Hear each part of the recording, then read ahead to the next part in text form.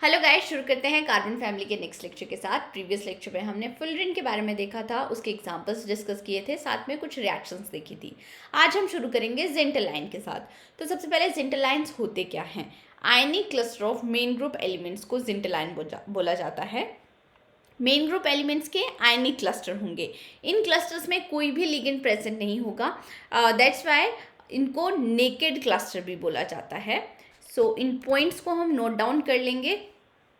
अब हम एग्जाम्पल्स देखेंगे। तो यहाँ पे मेन बात जो आपको याद रखनी है कि सिर्फ मेन ग्रुप एलिमेंट्स ही प्रेजेंट होंगे।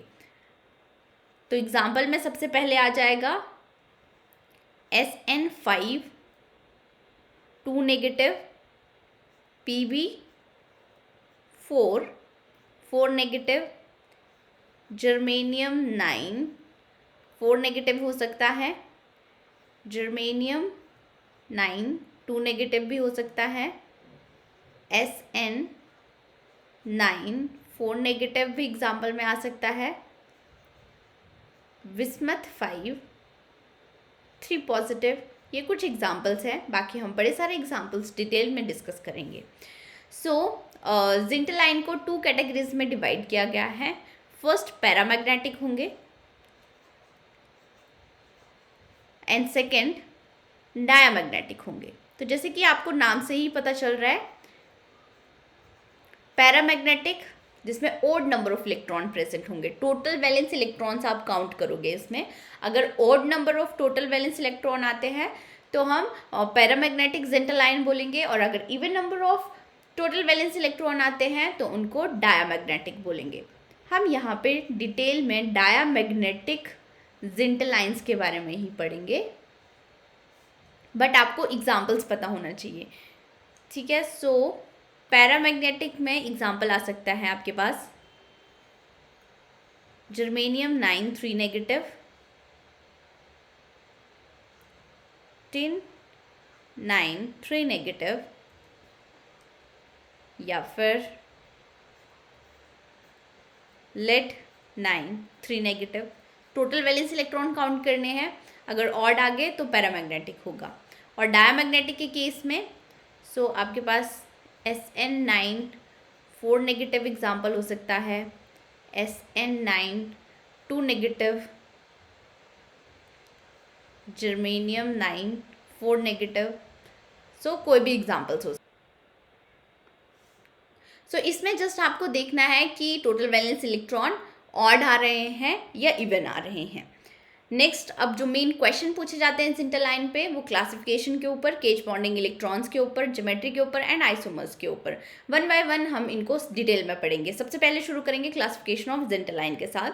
सो क्लासिफिकेशन में आपको टोटल वैलेंस इलेक्ट्रॉन काउंट करने हैं। सबसे पहले टोटल वैलेंस इलेक्ट्रॉन काउंट करने के लिए आपको पता होना चाहिए कौन सा एलिमेंट कौन सी फैमिली से बिलोंग करता है, ठीक है।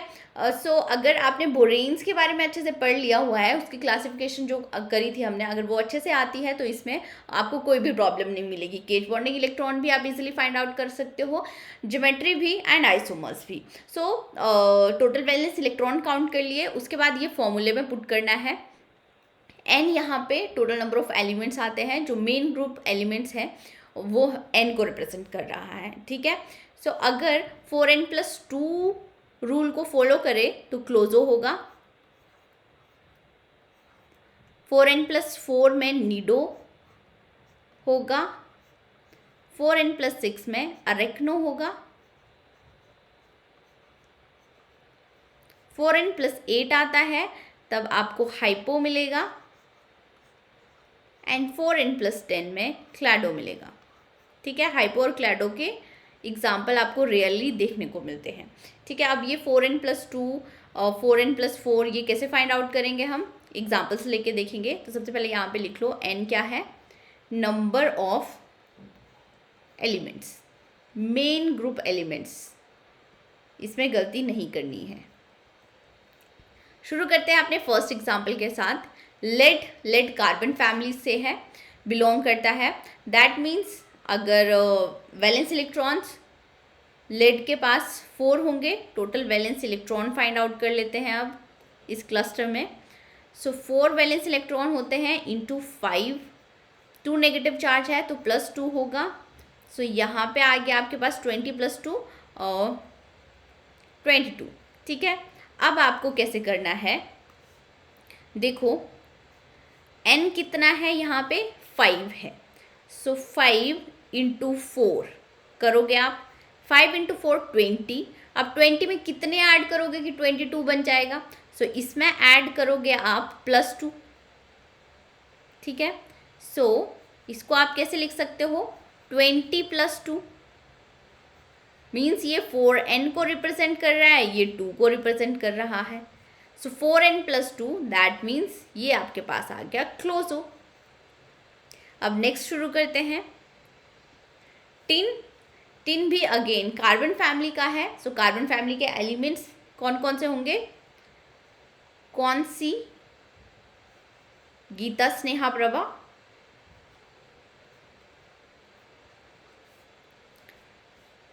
अब हम शुरू करते हैं। यहाँ पे again total valence electron count करेंगे। इसके पास भी 4 वैलेंस इलेक्ट्रॉन है, × 5 + 2 आ गया, सब 22 आएगा। अगेन 22 कैसे लिख सकते हो, यहाँ पे देखो n कितना है 5, सो 4 × 5 + 2 करेंगे तभी 22 आएगा। सो यहाँ पे अगेन +2 हो रहा है, दैट मीन्स ये भी आपके पास क्लोज हो आ जाता है। नेक्स्ट शुरू करते हैं। Example germanium, again carbon family से है। सो यहाँ पे टोटल वैलेंस इलेक्ट्रॉन काउंट करेंगे। सबसे पहले 4 × 9 + 2 आ रहा है फिर से, क्योंकि अब यहाँ पे देखो 9 ही है, ये 4n + 2 के फॉर्म में ही है, क्योंकि मेन ग्रुप जो मेन एलिमेंट है, मेन ग्रुप का जो एलिमेंट है वही 9 है। तो इसको 4n + 2 की तरह रिप्रेजेंट कर सकते हो डायरेक्टली आप, दैट मीन्स ये भी आपके पास क्लोजो स्ट्रक्चर दे रहा है। नेक्स्ट अब आपके पास आ रहा है बिस्मथ 5। सो बिस्मथ कौन सी फैमिली से बिलोंग करता है, ये नाइट्रोजन फैमिली से बिलोंग करता है, दैट मीन्स यहाँ पे वैलेंस इलेक्ट्रॉन 5 होंगे। टोटल वैलेंस इलेक्ट्रॉन काउंट करते हैं। इसमें अब टोटल 5 वैलेंस इलेक्ट्रॉन होंगे बिस्मथ के पास, एंड 5 × 5 -3 होगा, ठीक है। सो अब यहाँ पे आ गया 25 - 3, ठीक है। अब यहाँ पे ये 22 आता है, और अगर आप देखो total number of element 5 present हैं, तो 4 × 5 करोगे, 4 × 5 अगेन 20 आ रहा है, 4n। सो 20 + 2 करेंगे, यहाँ पे भी 20 + 2 मतलब ये अगेन क्लोजो स्ट्रक्चर है, ठीक है। अब P4 अगेन नाइट्रोजन फैमिली से है। टोटल वैलेंस इलेक्ट्रॉन काउंट करेंगे, टोटल वैलेंस इलेक्ट्रॉन, सो यहाँ पे 4 × 5 आ जाएगा, ये कुछ भी ऐड या सब्ट्रैक्ट नहीं करना है, 20, ठीक है। अब यहाँ पे आप देख सकते हो एलिमेंट्स 4 हैं, सो 4 × 4 करोगे, पहले 4n देखना होगा आपको, प्लस अब 4 × 4 कितना आ रहा है, 16 आ रहा है। तो 16 में कितना ऐड करना पड़ेगा आपको, 20 बनाने के लिए 4 ऐड करना पड़ेगा, यहाँ पे 20 बनाना है हमें, तो +4 करना पड़ेगा। दैट मीन्स यहाँ पे ये 16 + 4 आया, मीन्स ये रिप्रेजेंट हो रहा है 4n + 4 की फॉर्म में। अगर जर्नल फॉर्मूले की फॉर्म में देखें तो ये आ जाएगा आपके पास नीडो, ठीक है। नेक्स्ट देखते हैं अब।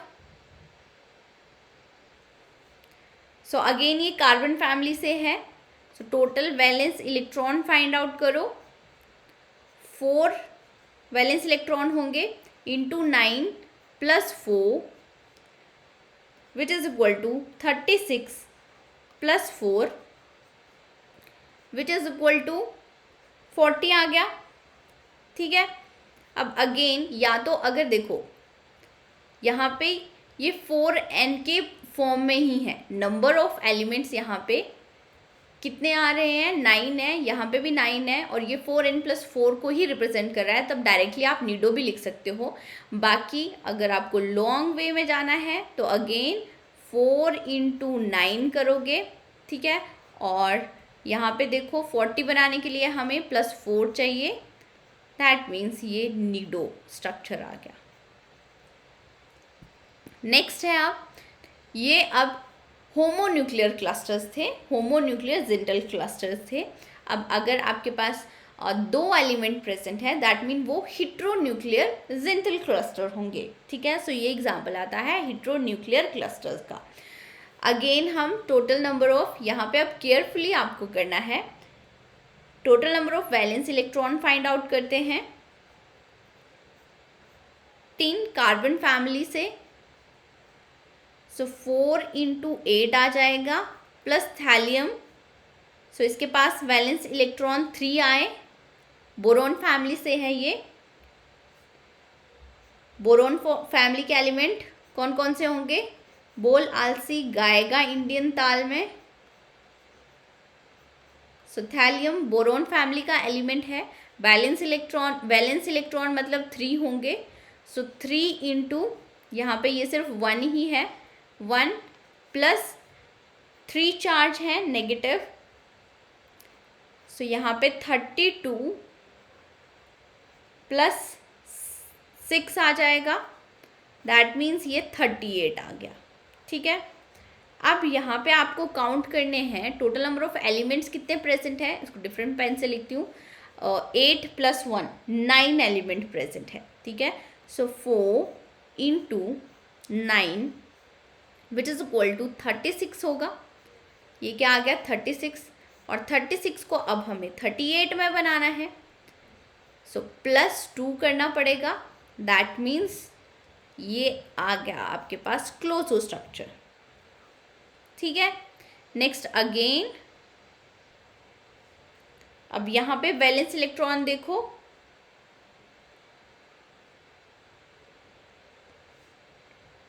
बिस्मथ के पास नाइट्रोजन फैमिली से है तो 5 वैलेंस इलेक्ट्रॉन होंगे। 5 इंटू 3 आएगा प्लस 3 आ जाएगा यहाँ पे एंड +4 आएगा, ठीक है। सो 15 + 7 आ गया विच इज इक्वल टू 22।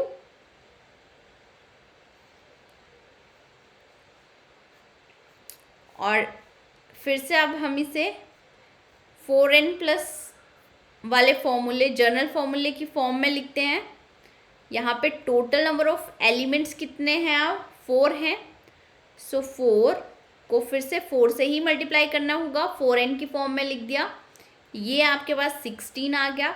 अब 16 से हमें 22 बनाना है, दैट मीन्स हमें ऐड करने पड़ेंगे 6। सो ये कौन सी फॉर्म में आया? 4n + 6 which is equal to arachno structure. ये कौन सा स्ट्रक्चर हुआ? अब आपके पास अरेक्नो स्ट्रक्चर आता है। नेक्स्ट अब ये इम्पॉर्टेंट है, देखो मैंने जल्दी में इसमें मैंने मिस्टेक करी थी, इसीलिए मैं आपको बता रही हूँ कि आप वही मिस्टेक ना करो। अब हमें याद रखना है कि एलिमेंट्स काउंट करने हैं। मैंने क्या किया था कि टोटल वैलेंस इलेक्ट्रॉन काउंट करने के लिए इसके वैलेंस इलेक्ट्रॉन्स भी ले लिए थे और इसके वैलेंस इलेक्ट्रॉन भी ले लिए थे, ठीक है। बट आपको ये देखना है ये मेन ग्रुप एलिमेंट्स नहीं हैं, एल्कली मेटल्स हैं। सो ये सिर्फ स्टेबलाइज कर रहा है, दैट मीन्स कि इसको अब इसके ऊपर +1 चार्ज होता है। सो टोटल चार्ज अगर हम देखें तो +6 आएगा और यहाँ पे -6 आएगा। सो ये सिर्फ SN8 -6 को स्टेबलाइज कर रहे हैं, ठीक है। सो अब आप यहाँ पे स्ट्रक्चर की क्लासिफिकेशन फाइंड आउट कर सकते हो। अगेन कार्बन फैमिली से है, टोटल वैलेंस इलेक्ट्रॉन देखो 4 इंटू 8 + 6 आ गया। सो अब 8 देखो यहाँ पे n को रिप्रेजेंट कर रहा है, 4n + 6 को ही रिप्रेजेंट कर रहे हैं। तो आप डायरेक्टली अब टोटल ऐड करने की ज़रूरत नहीं है। अब आप इतने स्मार्ट इनफ होंगे कि डायरेक्टली कर लोगे इसको। +6 मतलब ये अरेक्नो स्ट्रक्चर है, ठीक है। नेक्स्ट अब हमारे पास ये आएगा सो अगेन अब यहाँ पे देखो सीजियम इस पे +1 चार्ज होता है, लिथियम पे भी +1 चार्ज होता है, तो यहाँ पे भी ये -6 है। ठीक है, सो अगेन ये तो ऊपर ही हमने एग्जाम्पल किया है, मीन्स यहाँ पे ये 4 वैलेंस इलेक्ट्रॉन होंगे इंटू 8 + 6, सो ये 4 जनरल फॉर्मूले की फॉर्म में ही है।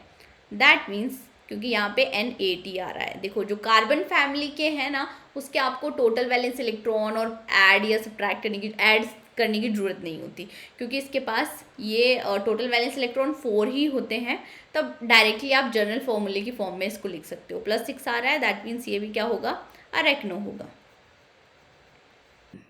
सो अब नेक्स्ट हमारे पास क्वेश्चन आता है C2B3H5 and Pb52 negative they are isostructure और नॉट। सो इसके केस में तो आपको बोरेन वाला फॉर्मूला लगाना पड़ेगा। अब देखो कार्बन किसके आइसोलोबल होता है, कार्बन आइसोलोबल होता है BH के। सो अगर हमने यहाँ पे BH पुट कर देंगे, BH का होल ट्वाइस B3H5 आ गया, सो ये आपके पास आ जाएगा B5H7। मीन्स अगर जनरल फॉर्म में लिखना हो इसको तो हम लिख सकते हैं B5H5 2 नेगेटिव आ रहा है, दैट मीन्स ये क्लोजो है। ठीक है, अब नेक्स्ट हम Pb5 देख सकते हैं, Pb5 2 negative. Total valence electron count करेंगे यहाँ पे 4 into lead, again carbon family से है, 4 इंटू 5 + 2, तो मैंने डायरेक्टली बोला, अब तो ये सीधा जनरल फॉर्मूले को ही रिप्रेजेंट कर रहा है क्योंकि कार्बन फैमिली से है। तो 4 इंटू n क्या है, नंबर ऑफ एलिमेंट्स, सो +2 आ रहा है, दैट मीन्स ये भी क्लोजो होगा। सो दे are आइसोस्ट्रक्चर।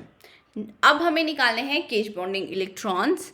So cage bonding electrons को 2 फॉर्मूले से निकाल सकते थे। एक तो सबसे पहले आप क्या करो, स्ट्रक्चर फाइंड आउट कर लो। तो स्ट्रक्चर में हमने क्या किया था कि केज बॉन्डिंग इलेक्ट्रॉन्स के लिए बोरेन्स में ऑलरेडी हम इसको कर चुके हैं अच्छे से। अगर N क्लोजो आता है, थोड़ा सा रिवाइज करा देती हूँ मैं आपको, अगर क्लोजो आता है तो केज बॉन्डिंग इलेक्ट्रॉन के लिए N+1 रूल लगाते हैं। अगर नीडो आता है तो केज बॉन्डिंग इलेक्ट्रॉन के लिए N+2 वाला फॉर्मूला लगाते हैं, और अरेक्नो में हम N+3 वाला फॉर्मूला यूज़ करेंगे। देन हाइपो में N+4 आ जाता है। बट एक और भी यहाँ पे एक और वे भी होता है जिसे हम cage bonding electrons find out कर सकते हैं। और आइसोलोबेलिटी के कॉन्सेप्ट से अगर हम एग्जाम्पल की बात करें, जैसे SN9 2 नेगेटिव आपके पास एग्जाम्पल दिया हुआ है, ठीक है। अगर इसमें आपको स्ट्रक्चर फाइंड आउट नहीं करना है तो डायरेक्टली भी आप देख सकते हो। अब S9 टिन कार्बन फैमिली से है और कार्बन आइसोलोबल होता है BH के, ठीक है। सो हमें पता है कि BH 2 इलेक्ट्रॉन डोनर है क्योंकि इसने एक बॉन्ड बना लिया, बाकी आपके पास 2 इलेक्ट्रॉन बचे हैं। अगर वैलेंस इलेक्ट्रॉन की बात करें, बोरोन के पास 3 वैलेंस इलेक्ट्रॉन है। सो एक तो हाइड्रोजन के साथ बॉन्डिंग में यूज़ हो गया, बाकी 2 बचे हैं इलेक्ट्रॉन्स, दैट मीन ये 2 इलेक्ट्रॉन डोनर है, ठीक है। सो कार्बन भी 2 इलेक्ट्रॉन डोनर होगा, दैट मीन्स जो कार्बन फैमिली का जो एलिमेंट है वो भी 2 इलेक्ट्रॉन डोनर होगा। तो ये 2 इलेक्ट्रॉन डोनर है।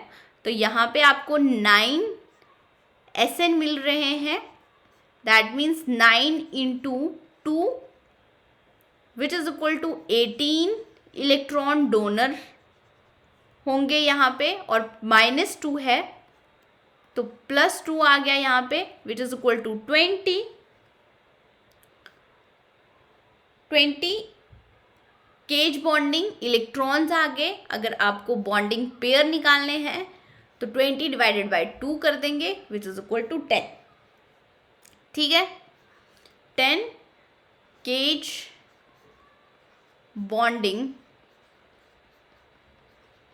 Electron pairs. बट मेरे को जो इजी वे लगता है वो सिंपल सा ये है कि आप देखो ये क्लोजो है, नीडो है, अरेक्नो है। सो दूसरा वाला तरीका भी देखते हैं अब हम। SN 9 2 नेगेटिव के लिए। सो टोटल वैलेंस इलेक्ट्रॉन काउंट करो। यहाँ पे कार्बन फैमिली से है 4n+2 ही आएगा। सो 4n+2 की फॉर्म में ऑलरेडी है, +2 मतलब ये क्लोजो है। क्लोजो है तो केज बॉन्डिंग इलेक्ट्रॉन्स कितने होंगे? Directly n number of metal होंगे अब यहाँ पे n+1 आ गया which is equal to 10 electron pair. Cage bonding electron pairs आ गया आपके पास 10। सो आप इस तरीके से भी कर सकते हो, इससे भी कर सकते हो, जो आपको इजी लगे। Next, find cage bonding electron in case of SN8 6 negative and CS3 SNTL। So यहाँ पे शुरू करते हैं। सबसे पहले SN8 6 negative, total valence electron कितने होंगे यहाँ पे? 4 × 8 + 6, 4n+6 मतलब ये आ गया आपके पास अरेक्नो। देखो ये डायरेक्टली हम फॉर्मूला कब लिख सकते हैं? जब कार्बन फैमिली से हो। अगर कार्बन फैमिली से नहीं है जैसे इसमें, तो इसमें हम डायरेक्टली नहीं करने पड़ेंगे, डायरेक्टली नहीं लिख सकते हैं। इसके केस में टोटल वैलेंस इलेक्ट्रॉन काउंट करने पड़ेंगे, उसके बाद देखो कितने ऐड करने पड़ेंगे। 4n वाला फॉर्मूला पूरा यूज़ करना पड़ेगा, ठीक है। 4n+6 आया, दैट मीन्स ये अरेक्नो है। और अरेक्नो के केस में केज बॉन्डिंग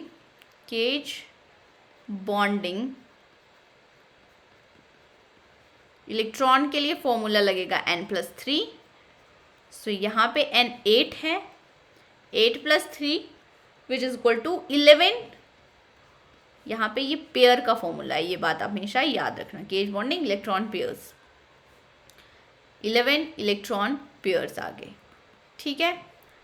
अब हम इसके केस में देखते हैं सीजियम +1, तो टोटल चार्ज कितना आ जाएगा? SN8TL -3, ठीक है।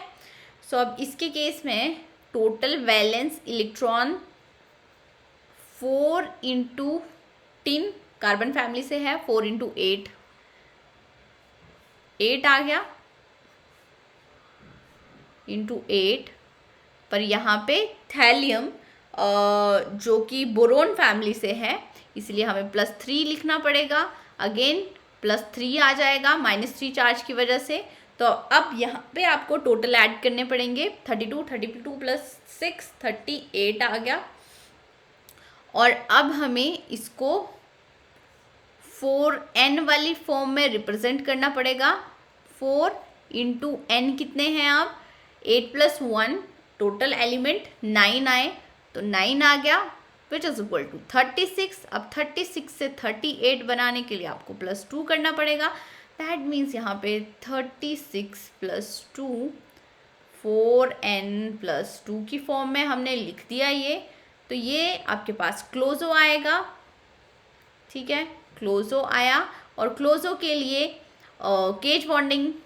केज बॉन्डिंग इलेक्ट्रॉन पेयर्स, क्लोजो के लिए n+1 फॉर्मूला लगेगा। n यहाँ पे 8 + 1, 9 एलिमेंट्स हैं टोटल, तो 9 + 1 which is equal to 10 electron pairs आके। अब नेक्स्ट बहुत इंपॉर्टेंट टॉपिक है geometry of zintl ions. So cage bonding electrons और ज्योमेट्री को मिला के एक क्वेश्चन पूछा गया था 4 मार्क्स का 2017 में, आई थिंक जून या दिसंबर के CSIR नेट के एग्ज़ाम में। सो सबसे पहले देखो यहाँ पे ज्योमेट्री में अगर कोई आपको M4 2 नेगेटिव टाइप है या M4 4 नेगेटिव टाइप है, ठीक है, या फिर ऐसे भी हो सकता है कि A2 B2 टाइप हो और कोई चार्ज आपके पास हो, ठीक है। सो उस केस में ज्योमेट्री टेट्राहेड्रल होगी। एग्जांपल्स लेके देखेंगे तब आपको अच्छे से समझ में आ जाएगा, ठीक है। सो यहाँ पे ज्योमेट्री होगी टेट्राहेड्रल। और M5 2 नेगेटिव की फॉर्म में है तो ज्योमेट्री होगी ट्राइगोनल बाय पिरामिडल, ठीक है। अगर M9 2 नेगेटिव की फॉर्म में है, ये सिर्फ क्लोजो के लिए है, ठीक है। क्लोजो स्ट्रक्चर के लिए ज्योमेट्री होगी tricapped capped trigonal prismatic, trigonal prismatic. तो जैसे बोरेन्स में हमने देखा था ना, वैसे ही है। अगर वहाँ पे आपने ज्योमेट्रीज याद कर ली हुई है तो यहाँ पे आपको इजी ही रहेगा। ठीक है, ये कौन सा केस है? क्लोजो का केस है। अब नीडो का केस जब आएगा, यहाँ पे अगर कोई स्ट्रक्चर का सबसे पहले क्लासिफिकेशन निकालोगे और M9 4 नेगेटिव टाइप है, तब आपके पास यहाँ पे ज्योमेट्री आएगी मोनोकैप्ड स्क्वायर एंटीप्रिज्मेटिक। ठीक है, सो देखो इन दोनों में क्वेश्चन मोस्टली पूछे जाते हैं क्योंकि यहाँ पे गलती करने के चांसेस होते हैं। सो यहाँ पे होगी मोनोकैप्ड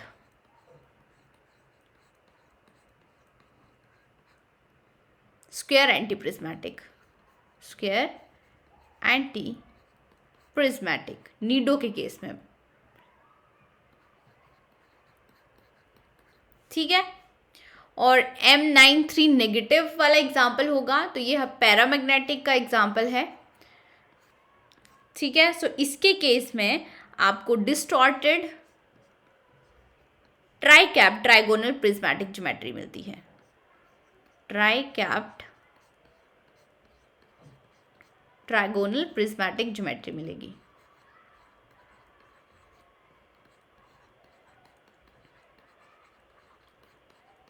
ठीक है, और M10 2 नेगेटिव टाइप है, ये भी क्लोजो के लिए देखेंगे हम। सो इसके केस में आपको बाइकैप्ड स्क्वायर एंटीप्रिज्मेटिक ज्योमेट्री मिलेगी, बाइकैप्ड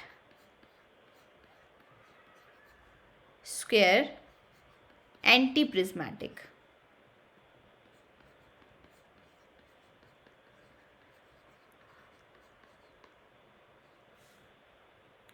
ठीक है, सो ये ज्योमेट्रीज हैं, ये ऑलरेडी हमने बोरेन्स में अच्छे से डिस्कस करी हुई हैं, स्ट्रक्चर ड्रॉ करके डिस्कस करी हुई हैं।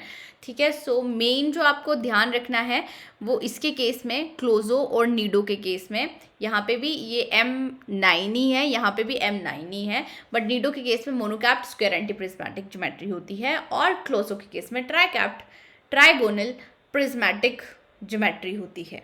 अब एग्जाम्पल्स के साथ शुरू करते हैं। सो यहाँ पे तो देखो, ये तो PV4 4 मेटल्स प्रेजेंट है, दैट मेटल्स नहीं सॉरी एलिमेंट्स प्रेजेंट है। सो इसके केस में आपको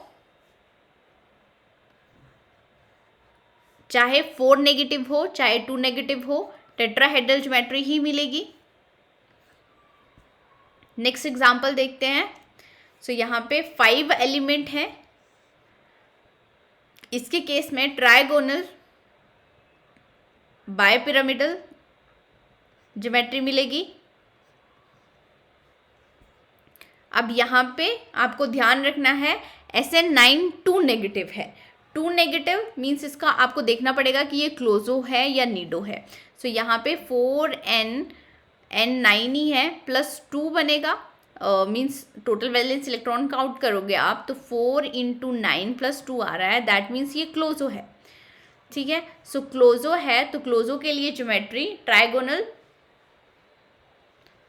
क्लोजो के लिए ज्योमेट्री थी tricapped trigonal prismatic, tricapped trigonal prismatic.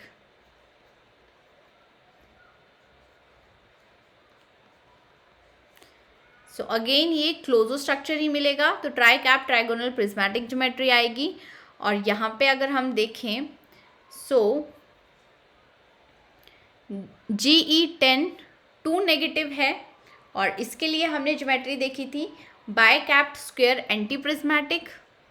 ठीक है, सो अगर मैं इसका आप देख सकते हो ज्योमेट्री हमने ऑलरेडी देखी थी, यहाँ पे बाइकैप्ड स्क्वायर एंटीप्रिज्मेटिक।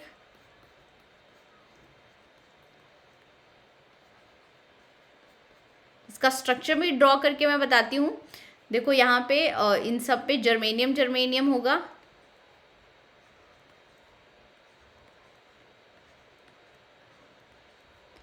सबसे पहले हमने क्या एक क्यूबॉइडल बनाया है और बाइकैप्ड मीन्स 2 कैप लगा दी हैं, तो ये आपके पास स्ट्रक्चर आ जाएगा। और यहाँ पे चार्ज 2 नेगेटिव है, ठीक है।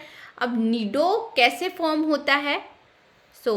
अगर हम इसकी बात करें, Ge9 4 नेगेटिव कैसे फॉर्म होगा? जब हम 1 वर्टाइसिस रिमूव करते थे, ये क्लोजो स्ट्रक्चर है, दिस इज क्लोजो। और क्लोजो अगर इसकी बात करें तो ये नीडो है, ठीक है। 4n+4 वाला फॉर्मूला लगेगा यहाँ पे, तो ये नीडो है। और क्लोजो से नीडो में कन्वर्ट करना होता था तो हम 1 वर्टाइसिस रिमूव करते थे, 1 वर्टेक्स रिमूव करते थे। यहाँ पे अगर मैं आपको रिमूव करके बताऊंगी, सबसे पहले इसको कॉपी कर लेते हैं।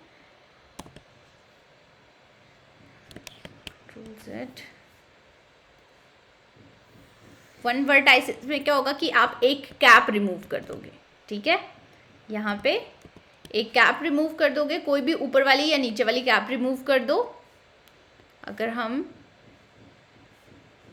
ये वाली कैप रिमूव कर देते हैं तो आप देख सकते हो ये क्या बचा, ये मोनो कैप्ड, ये आया आपके पास mono capped square anti prismatic, square anti prismatic,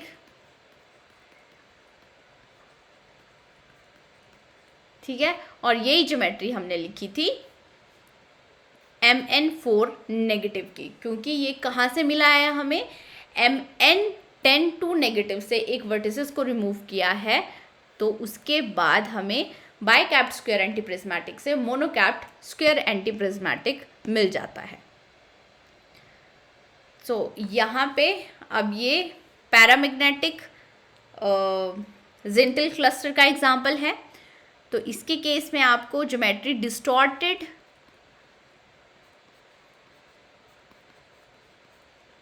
ट्राइकैप्ड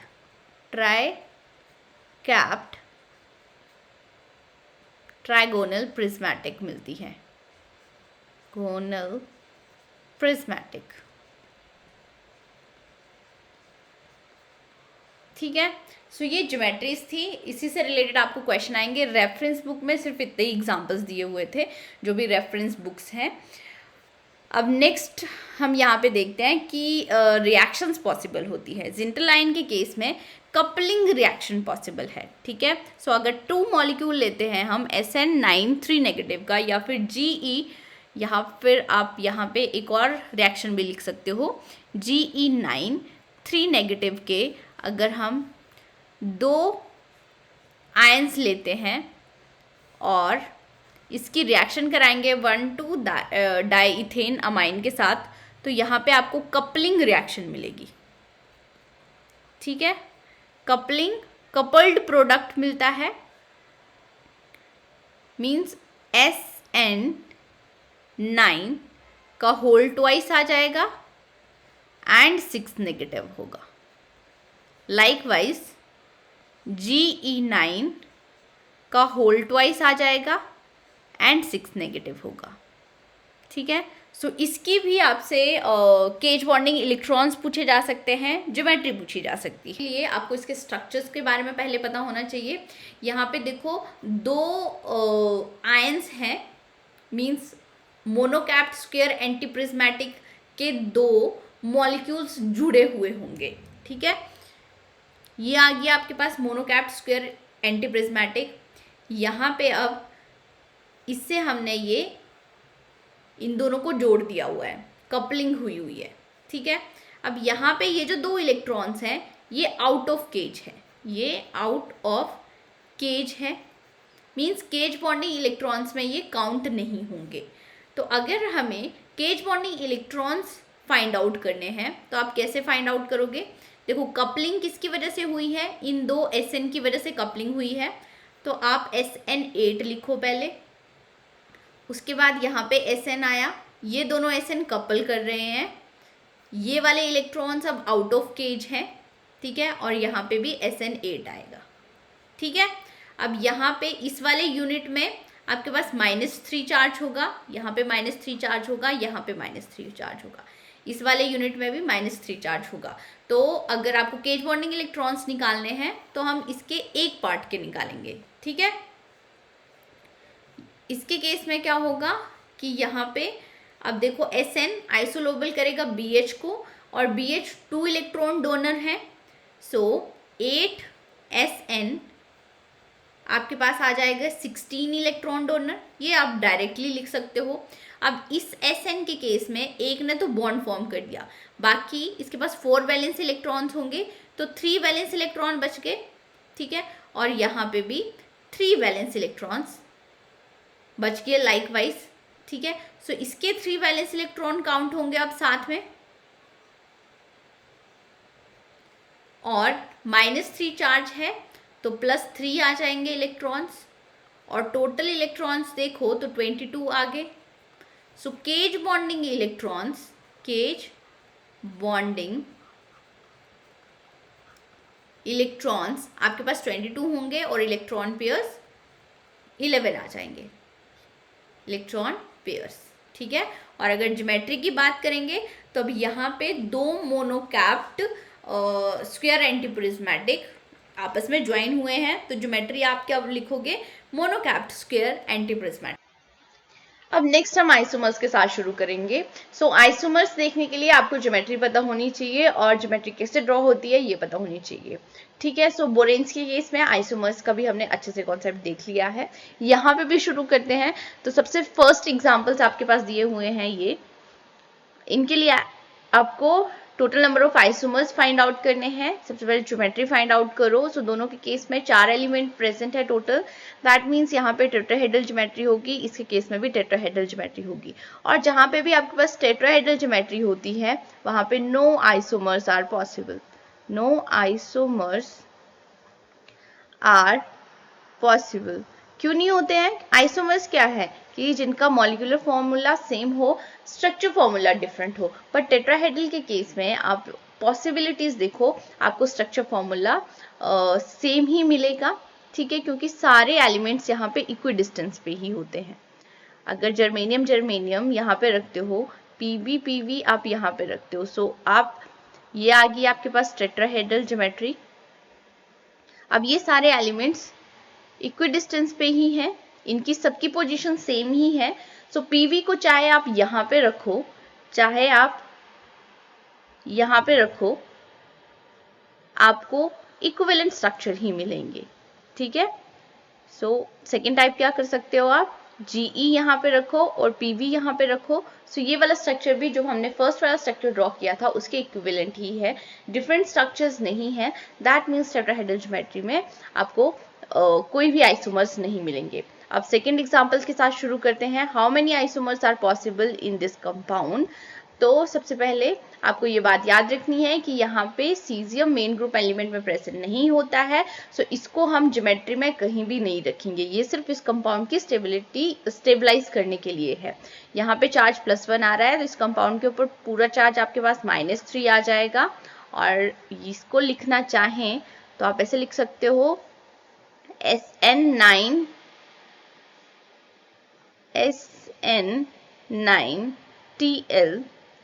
3 negative, ठीक है। अब यहाँ पे टोटल नंबर ऑफ एलिमेंट्स देखो 10 एलिमेंट्स है।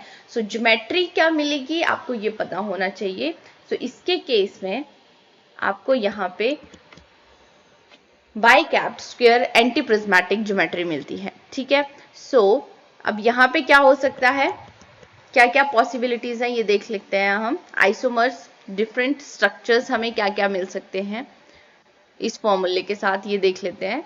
तो सबसे पहले देखो, आप ये जो कैप्ड है इनके ऊपर थैलियम लगा सकते हो, और दूसरी बार ये जो क्यूबॉइड है इसके ऊपर लगा सकते हो, ठीक है। अब यहाँ पे ये जो क्यूबॉइड है इसकी सारी पोजीशंस एक जैसी ही हैं। दैट मीन्स अगर आप थैलियम यहाँ पे लगाओ, यहाँ पे लगाओ, यहाँ पे इन 8 पोजीशन में से कहीं पे भी लगाओ आपको सेम स्ट्रक्चर ही मिलेगा। ये दोनों कैप एक जैसी ही हैं। सो थैलियम यहाँ पे लगे या फिर यहाँ पे लगे आपको एक जैसे स्ट्रक्चर ही मिलेंगे। मीन्स यहाँ पे total isomers 2 isomers are possible. So answer आ जाता है आपके पास 2। लाइकवाइज अब देखते हैं next question, how many isomers are possible in Ge8Tl3 negative. ठीक है, सो इसकी केस में भी आपको सबसे पहले ज्योमेट्री पता होनी चाहिए।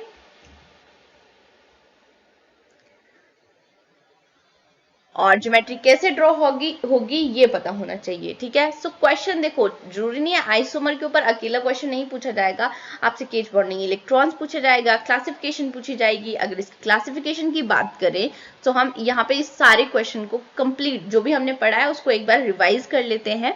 सो देखो, क्लासिफिकेशन देखते हैं, क्लोजो है, नीडो है, अरेक्नो है, क्या है। सो जर्मेनियम कार्बन फैमिली से आता है। टोटल वैलेंस इलेक्ट्रॉन काउंट करेंगे 4 × 8 प्लस यहाँ पे थैलियम के पास 3 वैलेंस इलेक्ट्रॉन होंगे।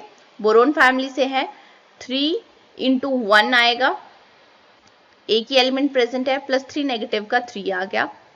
सो अब टोटल इनको करें तो आपके पास 38 आ रहा है। टोटल वैलेंस इलेक्ट्रॉन देखे हैं अब हमने यहाँ पे 38 आ रहा है। और अब टोटल एलिमेंट्स कितने हैं, 9 है। सो 4 × 9 जनरल फॉर्मूले के फॉर्म में लिख रहे हैं हम, ये कितना होता है 36। 36 में कितने ऐड करने पड़ेंगे, 2 ऐड करने पड़ेंगे। सो 4n + 2 की फॉर्म में है, दैट मीन्स आपके पास ये क्लोजो स्ट्रक्चर आ रहा है। क्लोजो के लिए केज बॉन्डिंग इलेक्ट्रॉन्स n+1 वाले फॉर्मूले से लगा सकते हो। इलेक्ट्रॉन पेयर्स निकलेंगे, n कितने यहाँ पे 9, 9 + 1 10 इलेक्ट्रॉन पेयर्स आ जाएंगे, केज बॉन्डिंग इलेक्ट्रॉन पेयर्स। अब इसके बाद हम आइसोमर्स की बात करते हैं, तो आपको ज्योमेट्री का पता होना चाहिए। सबसे पहले इसकी ज्योमेट्री क्या होगी, मोनोकैप स्क्वायर एंटीप्रिज्मेटिक ज्योमेट्री होगी यहाँ पे। ठीक है, सो अगर हमने वहां पे देखा था जब ज्योमेट्रीज डिस्कस कर रहे थे कि M9 3 नेगेटिव के केस में आपको ज्योमेट्रीज मिल रही थी डाइस्टोर्टेड ट्राइकैप्ड ट्राइगोनल प्रिज्मेटिक। ठीक है, बट यहाँ पे दो डिफरेंट, ये हेटेरोन्यूक्लियर जिंटल आयन है, तो इसके केस में आपको ज्योमेट्री मिलेगी मोनोकैप्ड स्क्वायर एंटीप्रिज्मेटिक। ठीक है, सो ये बात आपको याद रखनी है, मोनोकैप्ड स्क्वायर एंटीप्रिज्मेटिक ज्योमेट्री होगी इन केस ऑफ हेटेरोन्यूक्लियर जिंटल आयन। सो यहाँ पे ज्योमेट्री क्या आ गई, मोनोकैप्ड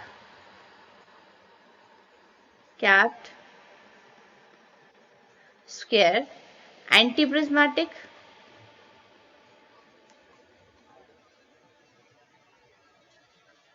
सो ऊपर जो स्ट्रक्चर ड्रॉ करे हैं इसमें ही हम देख लेते हैं। आप यहां से हम क्या करेंगे कि एक कैप को उड़ा देते हैं।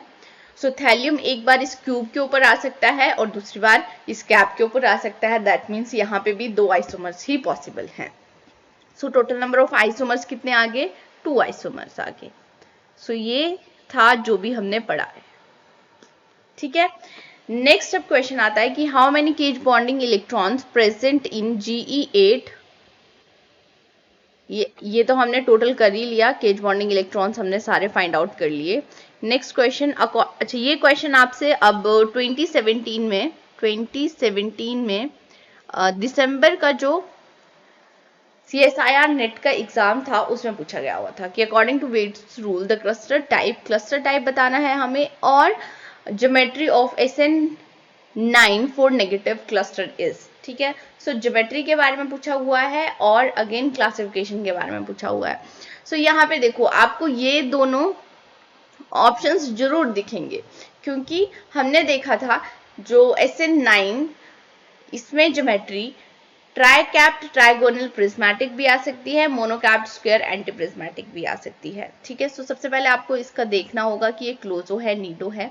सो अगेन 10 कार्बन फैमिली से है, 4 × 9 + 4 आ जाएगा, मीन्स ये 4n + 4 की फॉर्म में ही है, जनरल फॉर्मूले की फॉर्म में ही है। सो यहाँ पे इसकी क्लासिफिकेशन होगी नीडो। ठीक है, 4 ऑप्शंस दिए होंगे नीडो, जैसे 2 ऑप्शंस में आपके पास नीडो दिया हुआ है, किसी अगले 2 ऑप्शंस में अरेक्नो या क्लोजो दिया जा सकता है।